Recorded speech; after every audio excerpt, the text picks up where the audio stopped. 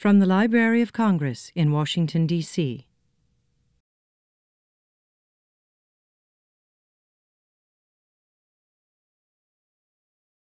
Hello, my name is Mary Lou Rieger, and on behalf of the Kluge Center of the Office of Scholarly Programs of the Library of Congress, I want to welcome you to today's lecture by Dr. Geert Buelens entitled Remember Belgium, Poetry as Propaganda During the First World War. Dr. Buelens holds a PhD in Dutch literature from Antwerp University, where he completed his dissertation on the history of Flemish poetry in the 20th century, using as a focal point the poet Paul van Ostijn. From 2001 to 2005, he was assistant professor of comparative literature at Antwerp University, and in 2005, he became a full professor of modern Dutch literature at Utrecht University in the Netherlands. Besides serving on numerous committees and cultural boards and commissions in Belgium and the Netherlands, he also serves as curator for the literary exhibitions of Antwerp's Literary Museum. Geert has lectured at a number of prestigious universities around the world, in Belgium, in the Netherlands, Germany, South Africa, and here in the United States as well. And as a matter of fact, it was while he was at UCLA as the Peter Paul Rubens Chair of Dutch Studies that he came up with the idea that he turned into the proposal that was accepted for a Kluge Fellowship, and the work of which he pursued here at the library. Geert is a poet as well as a writer and an educator, and he received in 2003 both the highest official award in Belgium, the Vlaamse Prize, and the highest official award in the province of Antwerp for Dutch language criticism and nonfiction writing. And that was for his book on Van Ostijn, which he developed from his thesis. Geert had another book published in January of this year by Van Tilt Press of Nijmegen, which is a collection of essays and poetry on poetry, politics, songwriting, and music. And that, too, made substantial use of the collections in the Folklife Center of the Library of Congress, particularly the Alan Lomax collection. During his Kluge Fellowship, Geert has accomplished any number of things. He has completed 2 articles for publication. He has co-edited a 2-volume history of Belgium to be published in Amsterdam in September of this year. And he has also completed a monograph entitled Europe, Europe, which I will let him tell you more about, okay? And an anthology of 200 poems in 30 languages from 40 countries that concern World War I. It is from this research that he will be speaking to you today. Dr. Buelens.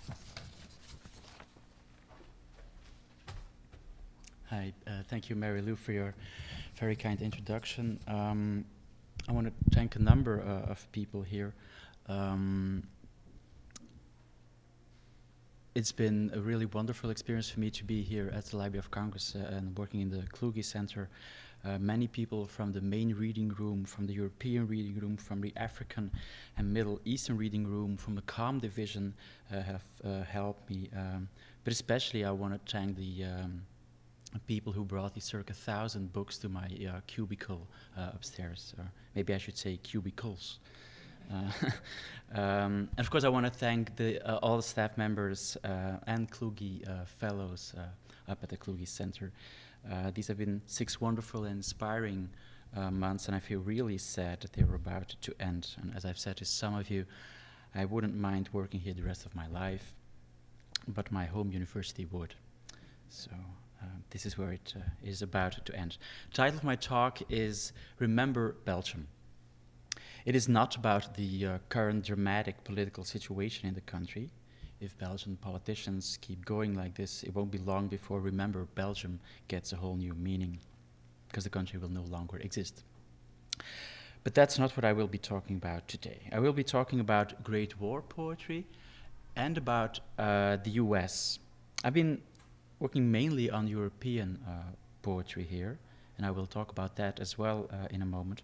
But I also want to talk about the US, because the Great War left its mark here too, not only in respect to discussions about foreign policy and interventionism, but also because there are visual marks, like the little-known First World War memorial on the Mall.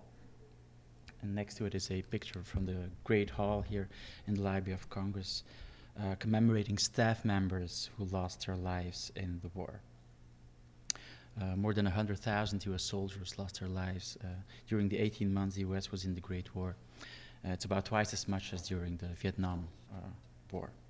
So there's visual marks and literary ones that are not often noticed and discussed. And the first part of my talk is about an American Great War poem that is never mentioned or anthologized. It's not even mentioned in the 4-volume works, nor in the biography of the author who wrote it. And in that respect, this part of my talk is also a tribute to the wonderful collection of the library, because I found this hidden treasure during my first week of research here and decided it would make a great starting point for my talk. So here goes. Picture this. It's Sunday, December the 1st, 1918. We are at the splendid Greek Theater at the University of California, Berkeley. Bugle and drum deliver the opening salutation. Sing in thanksgiving, a first cantor cries out, a song of the Lord who moves in his might through the feet of his horde. The drum stops, and the cantor continues, oh, clap your hands, you people, and oh, you hills, give praise. Sing, and you shall hear the Lord in his battle hymn. A battle hymn? 3 weeks after the armistice was signed, not a month after the greatest conflict the world had ever seen had come to an end?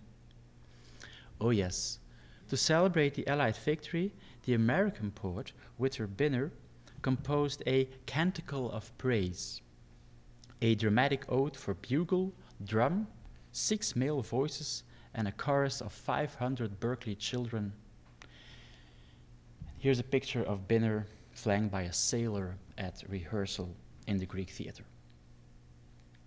At the actual performance itself, Bynner himself was dressed in flowing scarlet robes, and the young man around him in uniform. The whole thing was effective, the newspaper reported, and quite new for California. Quite a few things are remarkable about this Canticle of Praise performance. For one, why was Bynner involved in this patriotic event? He was by no means a jingoist or a warmonger. He even had refused to fight in the war himself. During the summer of 1918, he decided that his contribution to the American war effort would be to teach a public speaking course to the Students' Auxiliary Corps at Berkeley.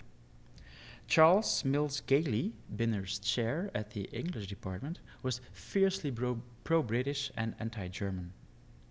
His remark to his new colleague that they should, quote, inculcate hate in the students without appearing to, gave the poet, as he noted in a letter of October 12, indigestion and intestinal neuralgia for 3 days. About a month later, the war was over, and Bynner apparently was asked to put both his poetic and oratorical talents to use and write some sort of a triumphal ode. A second remarkable thing is that Canticle of Praise was perceived as new and modern. Granted, until the Second World War, and especially in the 20s, the German Sprechchor was considered to be one of the most modern literary art forms associated with Expressionism. But the pathos and archaic language of Bynner's production dated back to the 19th rather than to the 20th century. This seems strange. Bynner, born in Brooklyn, 1881, during his Harvard years a friend of Wallace Stevens, later involved in the publishing of Ezra Pound's first book, and a close friend of Edna St. Vincent Millais, he might not have been the greatest modernist in American literature. He was by no means a staunch conservative or traditionalist. His own free verse poems are remarkably light and colloquial in tone. So why was this canticle different? Bynner, who never reprinted his text in any of his volumes, probably saw it as a piece of occasional verse. Verse also that was part of an entirely different tradition than his other work.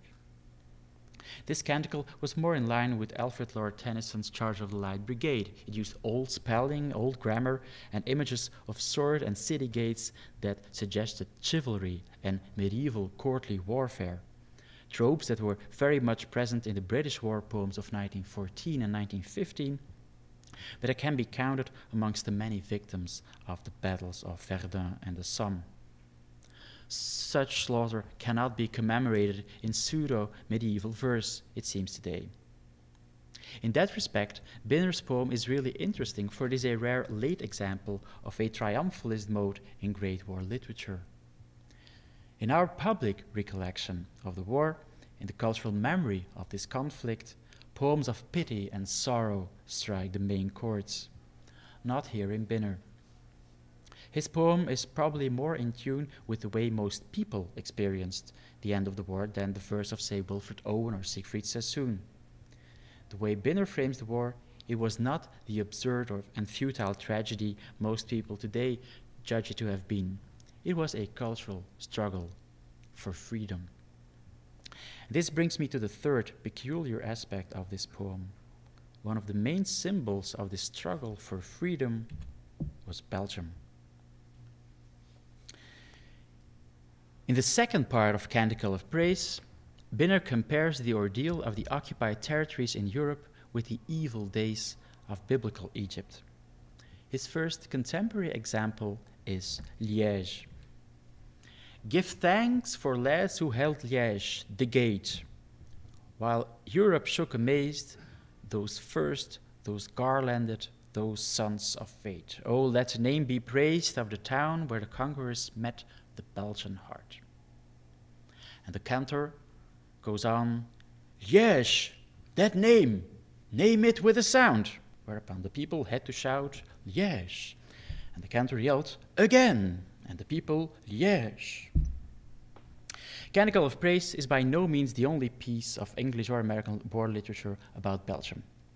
Especially in the early days of the war, Belgium was a central topic in many poems, pamphlets, and posters. The German invasion of neutral Belgium was a blatant violation of international treaties, and the atrocities committed by the German army made Belgium into a symbol of modern martyrdom and a staple of Allied propaganda. Liège, the first major city to be attacked, was eulogized in quite a few poems. There is today no more glorious town in history than Liège, the New York Times quoted a French statesman on August 10, 1914, and that theme was picked up around the world. Bynner makes clear what the Battle of Liège was all about. They were fighting for the homeland, world without end, not for the monster, the devourer, the state, but for everybody's homeland. They held Liège, the gate. Their home and your home, well, you all know it. Liège, in other words, was not only the gate to the rest of Belgium, or as it strategically speaking most certainly was the gate to Paris, it was the gate to civilization. And what Bynner meant by civilization, he tried to make clear by quoting a Belgian poet. Now, the most famous Belgian poet at the time was Emile Verhaeren, celebrated throughout the world and especially amongst the Russian poets, both the young and the old. I will talk about that later on. Verhaeren, shocked by the German invasion, rose to the occasion and established himself as the national poet, speaking not only for himself, but for his many bereaved compatriots. His 1915 volume La Belgique Sanglante was translated into English, Belgium's Agony. His poems and articles were printed in some of the main British and American newspapers. Obituaries after his death by an accident in 1916 called him the voice and conscience of his troubled nation and of Europe. Yet, especially in the English-speaking world, another Belgian poet, all but completely forgotten today, was well known. And it's this poet, Emil Kammart's, Bynner samples in his Canticle of Praise. So the right column is the original and the left is Bynner's adaptation. It's a certain voice. It's the sound of a bell in a distant tower. It's sunlight on the ground, through trees or after a shower. It's a certain roof under a certain sky, the fragrance of the path of a certain street, the steeple with a farm kneeling nearby, the feeling of the grass under the feet, the fragrance of the path of a certain street, the flash of a look, the faltering of a hand, a something from the past, too quick to understand. It's what one feels and cannot say, even when one sings, though that's the nearest way. It's all those things. Home. That's what civilization is all about, according to Kammarts and to Bynner, who freely adapt here from the original French verse. L'amour de la patrie, the original poem was called, the love of country, as it was translated by the author's wife, Tita Brandt Kammarts, a well-known Shakespearean actress at the time. The poem was published in one of 3 bilingual wartime volumes by Kammarts, published from John Lane de Bodley Head in London, called Belgian Poems 1915, New Belgian Poems 1916, and Messines et autres poèmes 1918. Books that were very well reviewed in Britain, and blurbs and ads were also included in the famous war number of the London Avant-garde Fortagist magazine, Blast. These books were also published in New York, and maybe that's how Bynner got to know them. But Bynner was not the first nor the most famous artist to use Kammart's war poetry. The leading English classical composer of the time, Edward Elgar, served his king and country through his dramatic setting of Carillon by Kammarts, an instant bestseller at the beginning of 1915.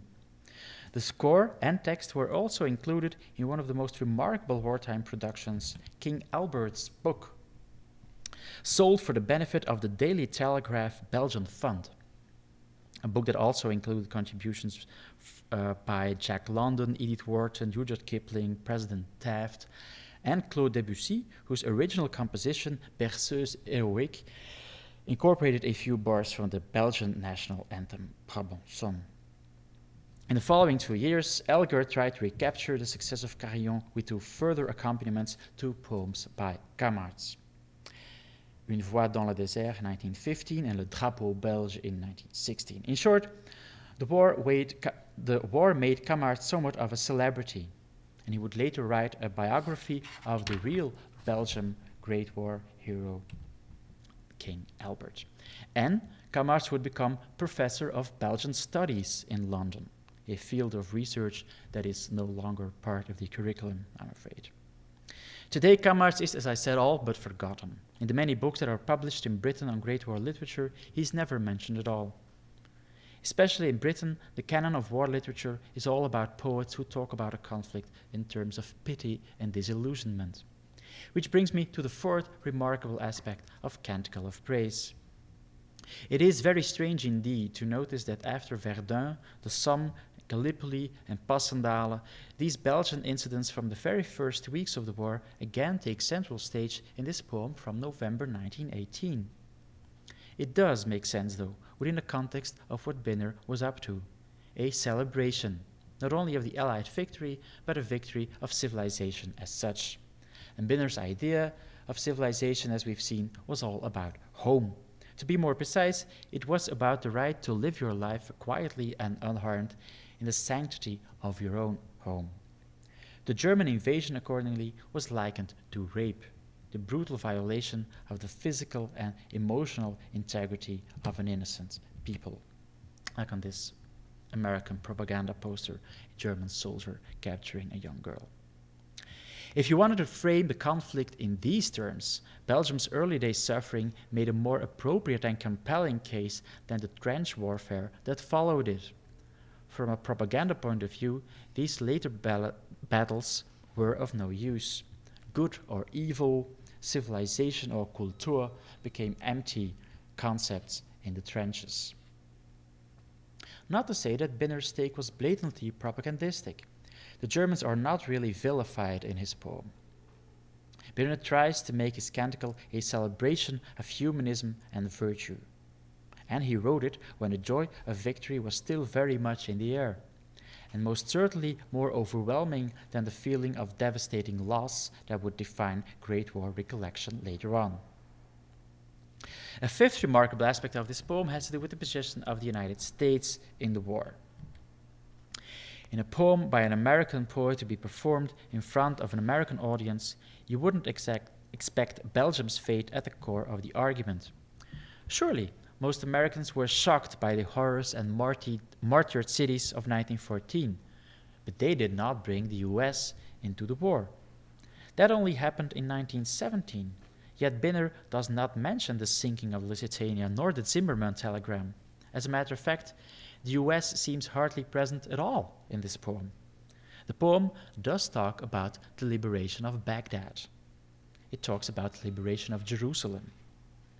And yes, it also talks about Saint-Michel and Château-Thierry and Grand-Pré, three places that might be familiar to you, but that haven't really become immortal in the Great War 101 sense of the word. They were all theaters of war, by the way, for the Americans in the final months of the conflict, and probably well known to Bynner's audience. In the context of the mentioning of these events, Bynner assesses the American war effort. Oh, be glad for America, whatever they may say. America, to whom the world turns for love today. Is that what we are witnessing here? The emergence of the US as a superpower? The whatever they may say might refer to the fact that America's military was not really well respected by European leaders at the time. But yet, whatever they may say, America's contribution proved crucial. The result was a shift in power and, Bynner suggests, a shift of affection as well. The world now turned to America for love, the beginning of a European love affair that probably lasted until the Vietnam War in late 60s or early 70s. And this crucial shift is symbolized in the poem by one other indirect reference to the US. And now your own are answering. Listen to them clear, saying in their graves, Lafayette, we are here. You're young, you're quick, you're dead, you're dear. Oh, say it. Say it with him deeper than a cheer. Say it as an anthem. Say it as a tear, a wreath, a crown. Lafayette, we are here. This Lafayette provides the final key to this poem, I believe. The French military officer Gilbert du Moitié, Marquis de Lafayette, participated in both the American and the French Revolution. In the American Revolution, he served as a general and as a diplomat without pay.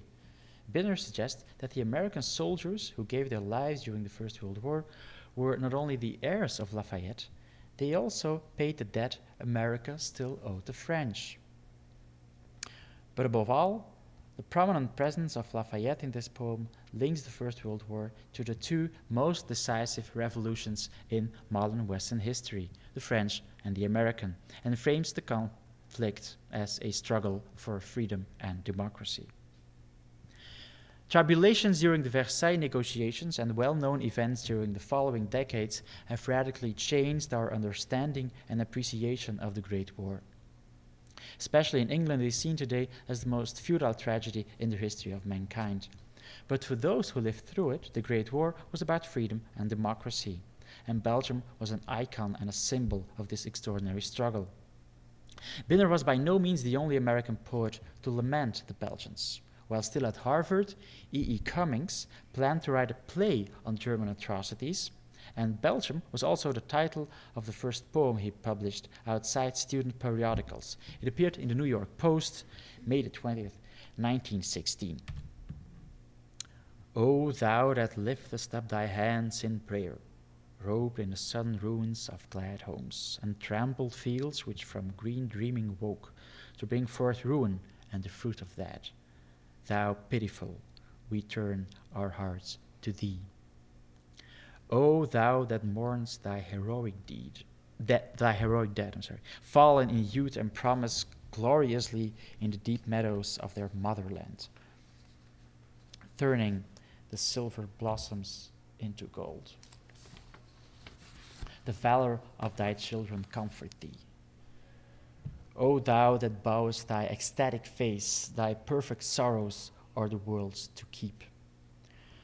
Wherefore unto thy knees come we with prayer, Mother heroic, Mother glorious, beholding in thy eyes immortal tears. Not really the subtle and playful Cummings we're used to, but that doesn't make this poem less interesting, of course. The 21-year poet gives a display of all the poetic cliches that were used in Allied propaganda. The Belgian homes in ruin, the heroic soldiers who tried to protect their invaded land, always motherland, not fatherland, because fathers cannot be raped. And most interestingly, in the third verse, the way the sorrow sanctifies Belgium and how her suffering and sacrifices will remain an example to the world. In his later war poems, Cummings would be much more personal and totally without this sort of allegorical rhetoric. These later poems seem much more in line with what is generally considered typical of avant-garde war poetry, a sense of irony and consequently absence of jingoism and attention to the personal rather than the national. In the second part of this talk, I will consider these general claims about the avant-garde, again using Belgium and poetry on Belgium as my main focus. On Thursday, August the 6th, 1914, the French newspaper Le Figaro opened with a headline stating "L'avant-garde allemande repoussée par les Belges." The German avant-garde pushed back by the Belgians. This headline, of course, referred to the early stages of the war, when Germany's expected walkover did not happen. Belgian military resistance proved strong, and this left the Germans surprised and also often frustrated and indignant. In some infamous cases, they took revenge on the local population, making the names of Belgian towns and cities like Tamines, Dinant, Louvain, and Aarschot synonymous with war crimes, the way later on in that violent 20th century, the simple mentioning of cities like Verdun, Coventry, Dresden, Hiroshima, and Sarajevo would evoke the horrors of modern warfare. These cities, and others like Liège, Antwerp, and later on Ypres, quickly became the setting for war poems, both mournful and outraged. In Belgium itself, symbolist master Emile Verhaeren rose to the occasion, like I said, speaking not only for himself when he wrote about ceux de Liège, chiding the Germans for having killed the idea, the humanist idea he most likely meant, of what man is like or is supposed to be like. Verhaeren's Russian symbolist counterparts were shocked too. Poets like Alexander Blok, Valery Brusov, Zinaidi Hippius, and Dmitry Merezhovsky wrote about the bitter fate of Belgium. Alexander Blok portrays the city of Antwerp, a place he had visited in 1911, focusing on the mist of the River Scheldt, comparing it to the gaze of a young Flemish woman and the peace and quiet of the city's renowned art museums. Two things disturb in this picture postcard: a heavy two-masted steamer and, in the poem's final line, the circling of an aeroplane, an omen of the storm, as the poet himself calls it. In other words, two things associated with modernity, a steamer and a plane, seem to bring some sort of trouble to this town. Of course, the warplane brings much more trouble than the boat, but the opening lines of the stanza where the boat is introduced, troubling the water's smooth surface in a wide dilation of smoke, do reinforce the idea that modernity and Antwerp are not exactly a perfect match. This might say something about Blok's image of the city, but of course also about his own rather cliched view of modernity. This then seems textbook symbolism. Around the same time as Blok, early fall 1914, Madox Ford as well wrote a poem about Antwerp. It was published as the Small Chapbook Antwerp, published by the Poetry Bookshop in London and illustrated by Wyndham Lewis. Just like Blok, Ford did not write it while in the city of Antwerp himself. Ford had been moved by the Belgian refugees he had seen at London's Charing Cross station, Charing Cross being the only specific place mentioned in the poem. In that respect, this one is not so much about a city as it is about the people who had just left it. But that portrayal, of course, says something about Ford's view of the country as well. Obviously, he did not see these refugees as heralds of modern city life. He sees them as dark, gloomy figures that have just crawled out of some cave. In the second of this 6-part poem, Ford talks about the Belgian soldiers in their ugly tunic and ugly round cap. There is no heroism at all here, just plain doom, as he himself repeatedly says. To the well-traveled Ford, Antwerp and the Belgian refugees looked like poor souls taken away from their beloved soil. Those miners could be read as a reference to industry. Belgium was, after all, the 5th economy in the world at the time. But in general, Ford does not seem to associate Belgians with a rich culture or heritage. These are souls who have far beyond comprehension, in his opinion, defended their country, although they didn't stand a chance. Why not let these foreign armies pass through their woods and cities? They would have kept their lives and their wives and their children and cattle and goods. The heroism that had become synonymous with Belgian resistance is notably absent from Ford's poem. And so is the jingoist rage we find in many other, more traditional poems on Belgium. The central sentiment in this poem is pity, a word that is most often associated with great war poems written after the Battle of the Somme, like the famous ones by Wilfred Owen. Sentimentality in general is very much present in this poem, not at all a major characteristic of avant-garde art. A more general question could be, was this sentimental impressionist Ford part of the avant-garde in the first place? Institutionally speaking, he most certainly was. He was present in both the first and the famous war number of the Fordist magazine Blast I mentioned earlier. He was a key figure in the development and success of both Wyndham Lewis and Ezra Pound. And formally as well, Ford made his contribution to the development of modern literature. Witnessing these Belgian refugees, Ford in his Antwerp poem wonders how a poet should address their misfortune. 2 years before William Butler Yeats would see how the Easter Rising caused the birth of a terrible beauty, Ford noticed a strange new beauty in the clutter of sodden corses on the sodden Belgian grass. To Ford, this was the 20th century counterpart to the statues commemorating the battles of Minden or Waterloo. But of course, merely stating this is not the same as developing or imagining a fitting form. In that respect, Ford's efforts seem to fall short, yet his ideas about it, made explicit in the same poet, are relevant. Beauty, he writes, is the highest word you can find to say of it, for you cannot praise it with words compounded of lyres and swords. In the remarkable adaptation of Ezra Pound's Images dictum to use only that which presents an intellectual and emotional complex in an instant of time, Ford proposes to use the word Belgian as shorthand for heroic resistance against all odds. And that shall be an honorable name. Belgian shall be an honorable word, as honorable as the fame of the sword, as honorable as the mention of the many-chorded lyre. Ford's Antwerp, then, reads more like a recipe for an Imagist poem than as such a poem itself. But the point he makes is intriguing. The mere mentioning of a word could replace the old saber rattling or the traditional lyre. Apart from Belgium's martyred cities, German atrocities in general were much commented on in all allied and neutral nations and literatures.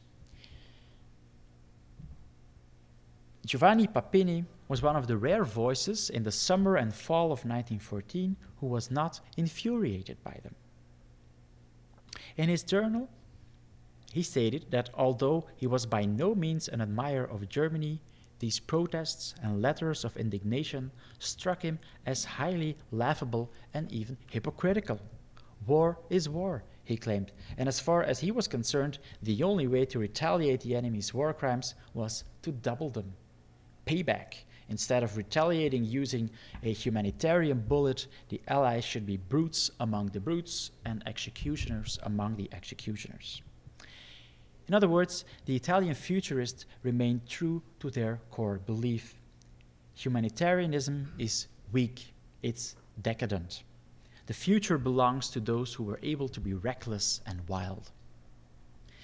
A poem printed in the same journal reinforced this point. Very unlike the sentimental reactions to the rape of Belgium in English and French poetry, Auro Dalba in his Canti di Guerra relished in describing how German soldiers raped Belgian women. The same brutality we find in a graphic group rage scene set in Belgium in a poem by the Danish expressionist Rudolf Brøby Johansen from his infamous Blood volume. I also know of one poetic German response to the same atrocities. Maria Benemann's Visée is a semi-detached and mournful poem, in line though with the official German franc-tireur myth that claimed that these retaliations were rightful reactions to the supposedly guerrilla tactics of the Belgian enemies. Her French counterpart Pierre-Jean Jouve, on the other hand, stressed the fact that these atrocities were calculated acts, again repeating the official French response that stressed the Germans' almost mechanical cruelty. To sum up, the avant-garde's response to the First World War in general and to the fate of Belgium in particular seems to have been quite as nationalist and biased as the more traditional ones. But whereas these traditional ones tended to be heroic, allegorical, comical, or solemnly commemorative, the avant-garde was often violent and militant, completely in character, it seems. Belgium then was a propaganda battlefield, an empty signifier that could be used to advance their own agenda. Or to adapt the headline from Le Figaro, the avant-garde was not pushed back by the Belgians. The avant-garde made good use of Belgium. Thank you.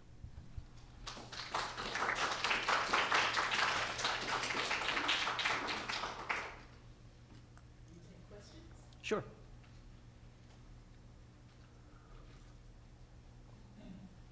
Owen? Wondering how German poets dealt with Belgium. In general? Yeah, well, during this time. There is not so much about it. I mean, there's many poems written in Belgium talking about actual battles, but they do not refer to, let's say, the citizens or the, and especially they don't make any reference at all to these atrocities. The one example that I mentioned by Maria Benemann is interesting because she used her husband's war diary to write it, and her husband was not present during the atrocities, but he came in a few days later. And so he used his material and also stories by guys who were with him at the scene to write her own poem that was defending the official German line. But that's a rare example. I think it was difficult for them to talk about this.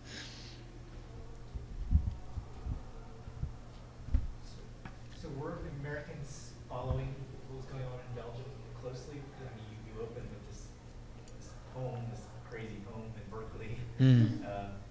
That you said Americans would understand the references to Liège and all these things.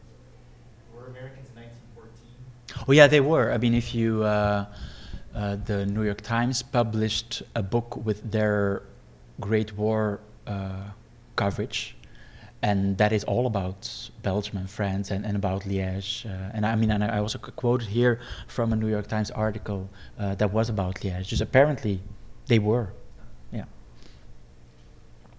Yes.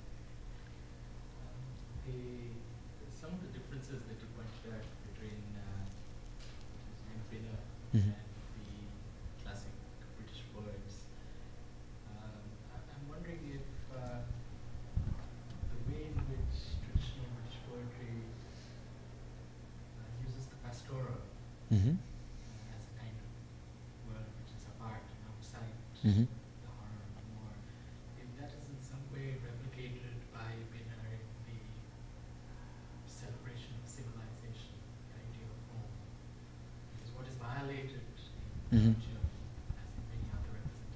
Right.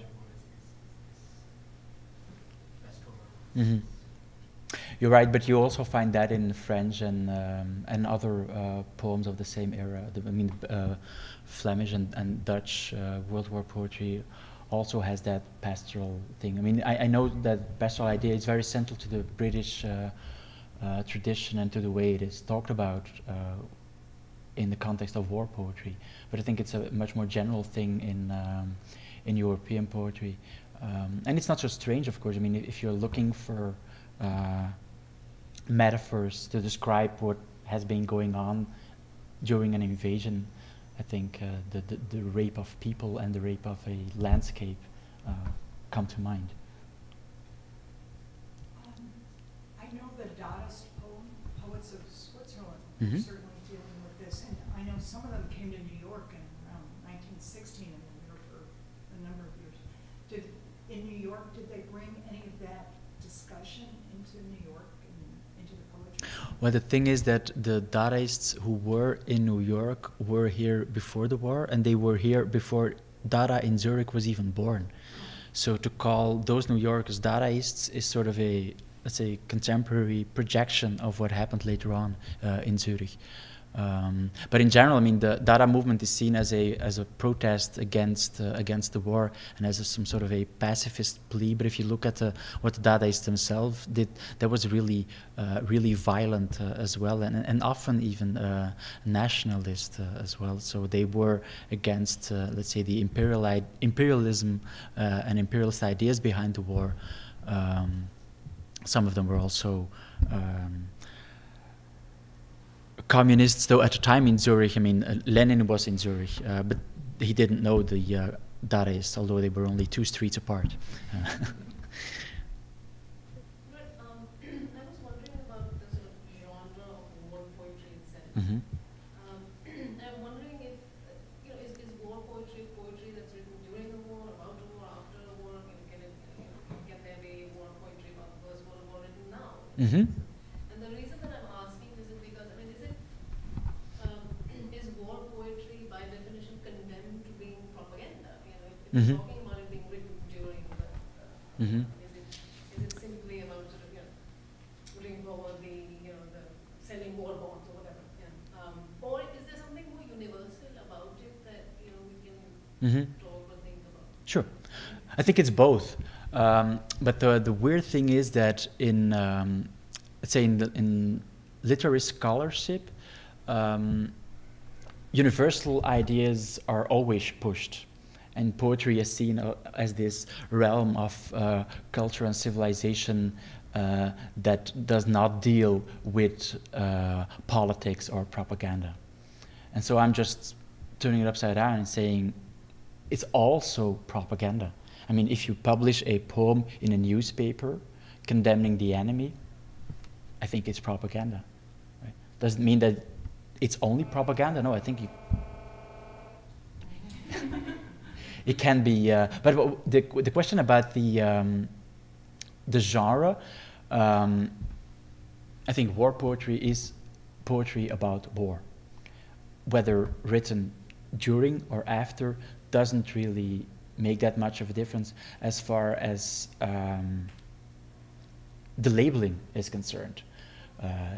It does matter, I think, in terms of reception. The anthology that I've edited here will include Great War poetry from 1911, so before the war started, until 1925. But you could make another book from, let's say, 25 till today, because there's many poems written about it today in England, but also in Belgium. The First World War is so central to the history.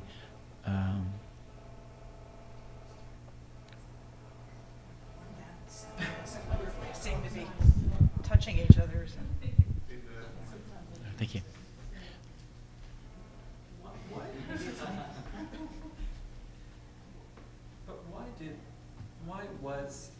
Why were all these feelings about World War I articulated through poetry? I mean, I think poetry is a main carrier of thought and expression about the war, and Mm-hmm. I don't know and I don't see that in World War II. I don't know Yeah, I war think it. itself spark this? No, I think it is the end of the of that tradition, and in that respect, people tend to call the First World War the literary war, and I think the Second World War. I wouldn't know how we remember the Second World War, but I think Vietnam is very much a movies war. The Second World War is both, I think, movies and novels. Or it's considered it could not almost be expressed or discussed in separate. But that's also a later idea. The Adorno idea of Auschwitz is so terrible that you cannot write poetry about it. A, there's a zillion poems written about Auschwitz, and B, for the people who were at Verdun and the Somme, that was unthinkable and unfathomable as well. But they wrote about it. So I think it's a very interesting but an entirely different discussion. I wonder if the Iraq War will be the documentary. Yeah, or the blog war. The blog, I think it's a blog war because let's say the really interesting stuff doesn't come from main news, let's say the media, mainstream media. So I think blog, and in that respect, it's interesting to see how technology changes the way we remember wars. And the First World War indeed is interesting to me because dealing with poetry, it's so strange to see. Because I mean, I'm talking about millions of poems, right? Not about those that I mean, this is just a tiny, tiny, tiny piece of the total amount. According to a German bibliographer, during the first month of the year, there were 50,000 German war poems written a day, right? So that's more than 1 million only for August 1914. And they were published everywhere. So going from regional newspapers to national newspapers to propaganda leaflets, you name it. So that is really looking at what the position of poetry in the world is today. That is really something. Did you find any from Asia? I remember you talking about it when you were starting about it. Did you find? That's a good question. In the anthology there's 2 Indian poems written in English, and the Library of Congress has 2 in their headings. They have about 800 First World War volumes. I tried to have a look at all of them. There were 2 Indian ones not written in English. I wouldn't been able to read them, but I would have asked you, of course. Library couldn't find them. So these 2 are lost, apparently. When were they? Even I can show you the, because I printed the library information, but they were in Fort Meade and never ended up here, unfortunately. But there is, in English, I think there must be much more. And I have been looking for Japanese poems, and I have been emailing with specialists all over the world. They said, oh yeah, there must be something, and we will get back to you. Some of them got back to me, but they couldn't find anything. Very interesting for the anthology is that I have poems in Arabic, written in New York. There was one written in New York by an American soldier who was born in Lebanon, and he fought with the Americans in France and wrote about it in Arabic. There's other Arabic poetry written in Egypt about the liberation of Jerusalem as well. There was one that was written in Brazil in Arabic, and those will be in the anthology. So I really tried to make it as international as possible. But Asia was difficult and Africa was really difficult. I have one oral poem from Cameroon about the war. And then of course the Arabic ones from Egypt, but let's say from the heart of Africa and those colonial wars that were going on there. It's been really difficult to... Since you mentioned Africa, is there any self-referentiality in the sense that, along with other colonial powers, Belgium was also a colonial power, doing Yes. to African nations what there is a great poem in my anthology by an American poet who is talking about exactly what you're saying, that it's a bit weird to make Belgium into this symbol of culture considering the Congo. So I was really pleased to find that poem to put it into... It's also kind of competitive victimhood. Right. Which happens in later ones. So, like America becomes a victim of Vietnam. Oh, right, yeah. But I think we can say that the Belgians didn't start the First World War. No. In that respect, it's different. Please join me with a round of applause for our speaker. Thank you. Thanks very much. This has been a presentation of the Library of Congress. Visit us at loc.gov.